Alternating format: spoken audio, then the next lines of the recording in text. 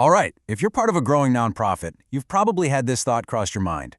Do we really need to register in every single state we fundraise in? Well, it's a great question, and the answer might surprise you. Today, we're going to break it all down. And hey, before we get started, I just want to give a quick shout out to our friends at Ironwood Registrations. They made this whole explainer possible. They're real experts in this area, so we're super grateful for their support in bringing this to you. So let's start with a fact that catches a lot of folks off guard. When it comes to fundraising, there isn't one big federal law that covers everything. Nope. It's actually regulated by each individual state. So what does that mean for you? Well, if you're fundraising across the country, you're not dealing with one rule book. You're dealing with a whole patchwork of different regulations. Which of course leads us to the big question, right? How many states actually require you to register for charitable solicitation? Is this just a thing in a few places, or are we talking about most of the country? Get ready for this. The answer is 40 states. 40. Plus Washington, D.C., that's a lot. So if you're fundraising on a national scale, you're absolutely navigating a really complex web of rules across most of the U.S. Okay, so why? Why do so many states have these laws on the books? What's the point of all this regulation? Let's dig into that.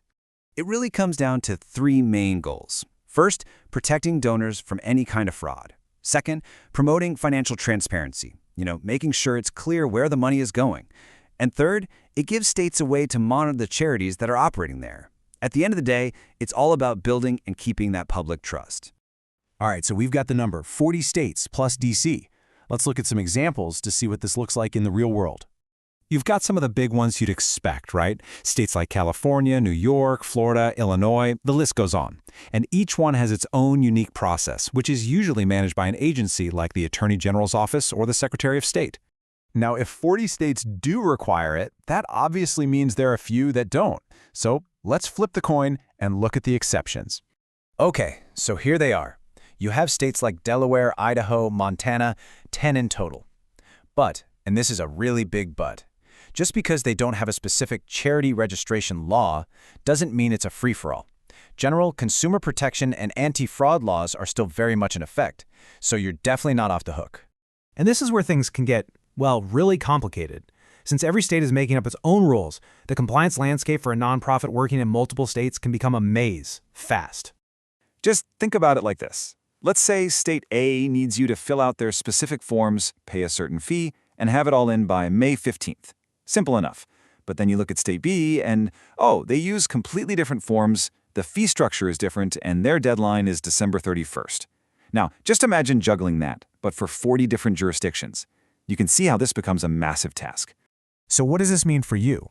If your nonprofit is growing and fundraising in more than one state, what should be on your radar? Let's walk through the key things to consider. This is where you have to do a little internal audit.